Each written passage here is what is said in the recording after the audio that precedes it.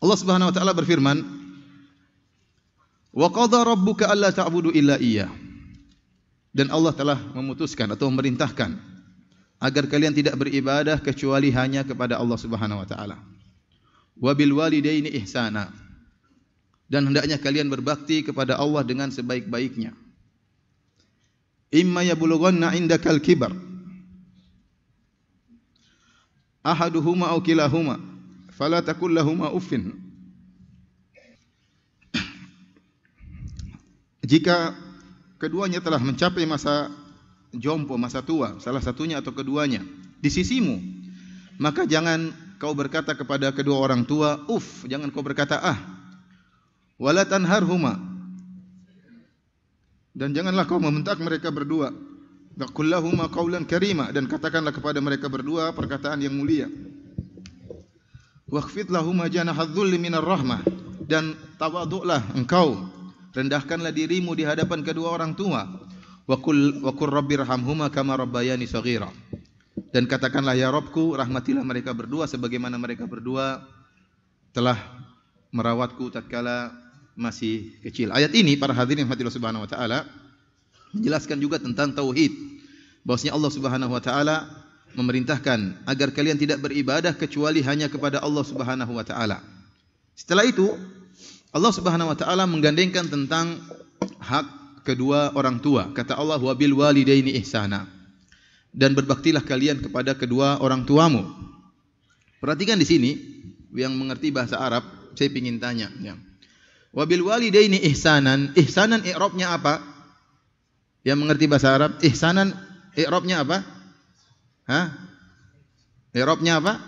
Ada yang tahu?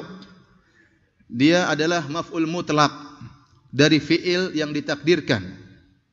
Yang kalau kita takdirkan wa ahsinu bil walidaini ihsanan. Yang mengerti bahasa Arab tentunya mengerti. Yang bisa baca kitab gundul ya alhamdulillah ya mengerti. Yang hanya bisa baca kitab gondrong yang mungkin tidak mengerti. Wabil walidaini ihsana. Artinya kalau kita terjemahkan, jadi maf'ul mutlak di sini litakid, untuk menjelaskan penekanan. Allah mengatakan wabil walidaini ihsana ai ahsinu bil walidaini ihsana. Makanya terjemahan di sini, perhatikan terjemahannya apa? Supaya kamu dan dia hendaknya kamu berbuat baik kepada ibu bapakmu. Perhatikan di sini dengan sebaik-baiknya, ada penekanan. Jadi Allah tidak hanya menyuruh berbuat baik kepada kedua orang tua, tapi Allah tekankan, berbuatlah kepada kedua orang tua dengan sebaik-baiknya. Karena dua orang tua merupakan pintu surga. Apalagi Allah gandengkan berbakti kepada kedua orang tua dengan masalah perintah bertauhid. Menggandengkan perintah berbakti kepada orang tua dengan tauhid ini luar biasa, menunjukkan agungnya ibadah berbakti kepada kedua orang tua. Oleh karenanya diriwayatkan dari Ibnul Munkadir rahimahullahu taala, dia mengatakan bitu akmizu rijla ummi wa bata akhi Umar yusalli wa ma sarrani an takuna lailati bi lailatihi. Kata dia, aku di malam hari memijit kaki ibuku, sementara saudaraku salat malam, dan aku tidak ingin pahala salat, pahala memijit kaki ibuku ditukarkan dengan pahala salat malam saudaraku. Dia mengerti bahwasanya menyenangkan orang tua, memijit kaki orang tua ini berpahala besar di sisi Allah Subhanahu wa taala. Terlebih lagi kata Allah Subhanahu wa taala, imma yablughanna indakal kibar, tatkala mereka sudah mencapai masa tua dan di sisimu. Allah ingatkan, indakal kibar, di sisimu. Kita berusaha agar orang tua tinggal bersama kita. Kecuali orang tua tidak mau. Bukan kita tolak, kita serahkan, Kak, kamu yang urus ibu, atau kita serahkan, Dek, kamu urus bapak. Berusaha kita yang ngurus. Kita yang ngurus orang tua kita. Maka menakjubkan seorang ibu, mungkin dia punya anak 5 orang, punya anak 10 orang, dia bisa mengayomi seluruh anaknya. Sementara terkadang anak-anak 10 orang tidak bisa mengayomi satu orang ibunya. Mereka saling lempar-melempar. Padahal Allah isyaratkan, tatkala mereka sudah tua dan berada di sisimu, ini isyarat seorang berusaha ya agar ibunya bisa tinggal bersama dia, agar ayahnya bisa tinggal bersama dia. Pintu surga, dia bawa pintu surga ke rumahnya. Dia bawa pintu surga ke rumahnya. Seorang sahabat datang kepada Nabi minta izin untuk berjihad. Kata Rasulullah SAW, ahayyatun walidatuka, apakah ibu masih hidup? Kata dia, iya. Kemudian Rasulullah SAW tidak izinkan. Dia datang lagi, ya Rasulullah saya minta izin jihad. Sampai Rasulullah SAW mengatakan, ilzlam rijlaha fathammal jannah. Ya, lazimilah kaki ibumu, di situ ada surgamu. Oleh karenanya para hadirin Allah Subhanahu wa taala, di sini Allah mengatakan justru seorang sangat dituntut untuk berbakti kepada orang tua tatkala orang tua sudah di masa jompo. Kalau orang tua masih muda, masih kuat, dia mungkin tidak perlu bantuan kita, bahkan kalau bisa dia bantu kita. Kita dapati sebagian orang tua meskipun mereka sudah tua tetap memberikan hadiah kepada anak-anaknya. Dia rawat anak-anak kita, dia rawat cucu-cucunya, dia kasih hadiah kepada cucu-cucunya. Dia tidak meminta kecuali dalam kondisi sangat butuh. Nah, kalau dia sudah mencapai masa tua, tidak mampu bekerja, tidak mampu berbuat apa, maka itu saatnya kita berbakti. Di saat dia sangat butuh kepada kita. Kata Allah Subhanahu wa taala, "Wala fala taqul lahum uffin." Jangan berkata kepada mereka berdua yaitu ah. Ah itu adalah kalimat yang paling ringan yang menunjukkan kejengkelan dalam bahasa Arab. Oleh karenanya para ahli tafsir mengatakan seandainya ada kalimat yang lebih ringan daripada ah yang menunjukkan kejengkelan kita terhadap kedua orang tua, maka akan diharamkan. Namun dalam bahasa Arab, kalimat yang paling ringan yang menunjukkan kejengkelan adalah uff. Ini dalil kata para ulama, kita kembali ini bentuk durhaka kepada orang tua. Seorang berkata kepada ibunya, itu durhaka. Kenapa? Karena dia menunjukkan kejengkelan dia kepada orang tua. Berarti kita kembali kepada ilahnya. Segala bentuk sikap perkataan maupun perbuatan dari seorang anak kepada orang tuanya yang menunjukkan dia jengkel kepada orang tuanya, itu bentuk durhaka kepada orang tua. Saya para ulama mengatakan seorang anak memandang sinis kepada ayah dan ibunya dengan pandangan sinis durhaka. Kenapa? Itu bentuk jengkel. Kejengkelan bisa diungkapkan dengan sikap, bisa diungkapkan dengan kata-kata, dan semuanya adalah bentuk kedurhakaan kepada kedua orang tua. Wala tanharhuma, apalagi membentak mereka berdua. Wa qul lahum qawlan karima, ucapkanlah kepada mereka berdua perkataan yang baik. Ya akhi, kalau kita berbicara dengan atasan kita, dengan bos kita, dengan guru kita berusaha memilih kata-kata yang indah agar tidak menyinggungnya.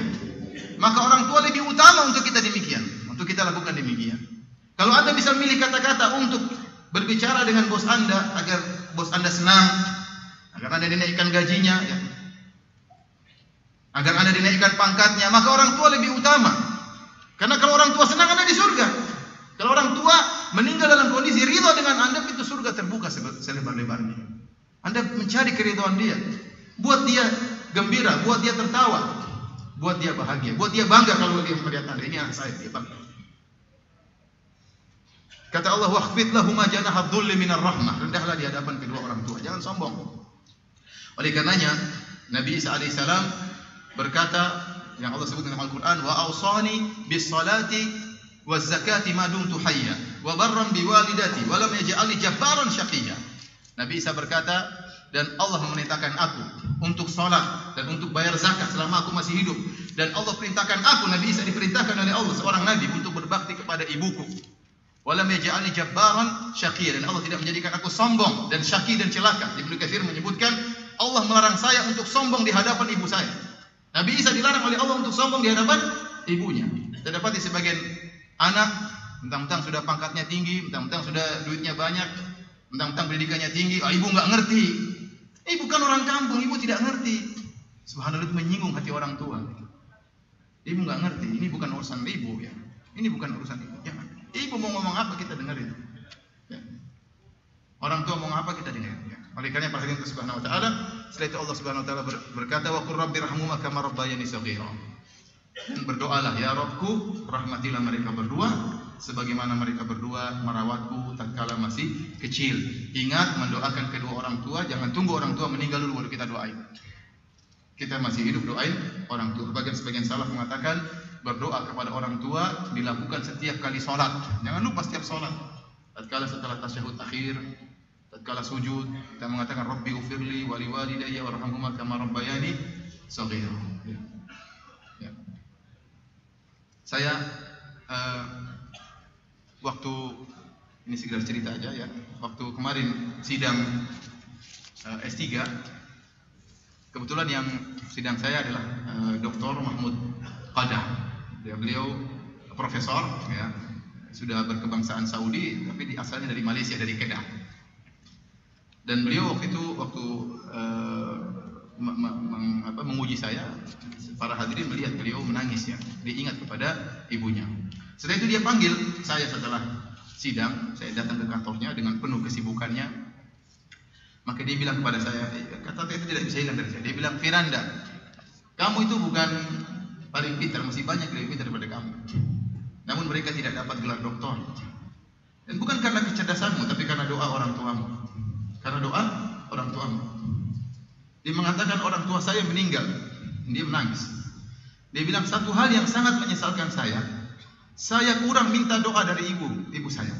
Saya kurang minta doa. Padahal tidak ada orang yang mendoakan kita dengan sangat tulus seperti doa orang tua kepada kita.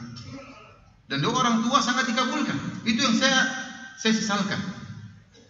Maka waktu sampai di Indonesia dia sempat kirim lagi WA. Dia bilang jangan lupa minta doa sebanyak-banyaknya kepada orang tua mumpung mereka masih hidup.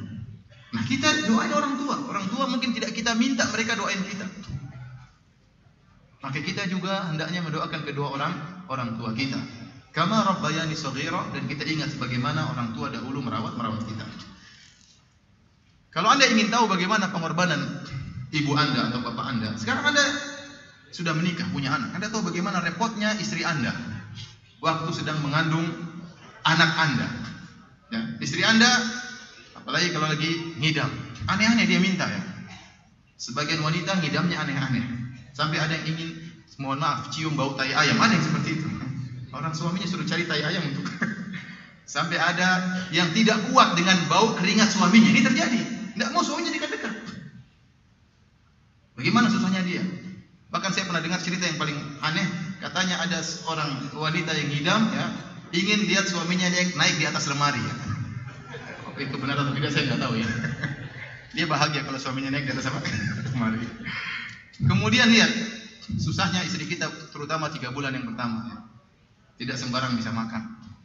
Terkadang dia harus makan yang tidak enak demi kesehatan janin anak kita dalam perutnya.